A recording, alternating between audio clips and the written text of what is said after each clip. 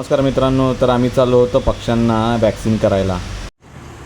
ए पावसाळ्या रेड्यासारखं येऊ नकोस रे, ये लवकर. तर सद्दामच्या हातात चावी देऊन आम्ही जाणार होतो पुढच्या वाटचालीसाठी. मग काय 4 पांडवांचा सारथी कृष्ण म्हणून आम्ही अप्पू देसाईला चॉईस केलं होतं. डॉक्टर उदयचं थोडं शूटिंग घेतलं, हसालता भरपूर. मग नंतर आमचं स्वतःचं शूटिंग घेतलं. झाल्यानंतर आम्ही आलो हॉटेलमध्ये नाश्ता करायला. नाश्ता तीन करून झाला तेवढंच बाहेर पडल्यानंतर आणि आमची वाटचाल चालूच होती. आणि जाताना हिडकल डॅमचं थोडं शूटिंग घेतलं. हिडकल डॅम पण मस्त भरलेलं, 4 दरवाजा उघडलेलं हे बघा. मग समोर एक किल्ला दिसला, किल्ल्याचं पण थोडं शूटिंग घेतलं.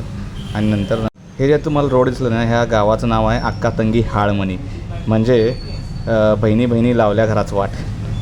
तर हे असं आमचं कर्नाटक, एकदम सुंदर निसर्गरम्य अशा वातावरणात आम्ही चाललो होतो. एक मस्त वाटलं. आणि आमच्या कर्नाटकामध्ये अजून पण असं बैलांना झुपून नांगरलं जातं आहे. तेच थोडं आसपासचं शूटिंग घेतलं. मग ट्रेन जाणार होती म्हणताना तिथं थांबून तो ट्रेनचं शूटिंग घेतलं. ट्रेन जाताना पाहिलं.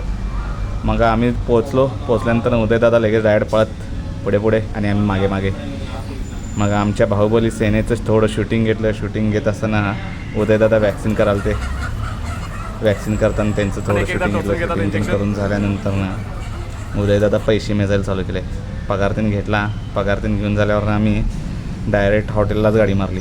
हॉटेलमध्ये मस्तपैकी जेवण तीन करून घेतलो. जेवण तीन करून झाल्यावर ना परतीचा प्रवास घरला. वैताग आलेला भरपूर.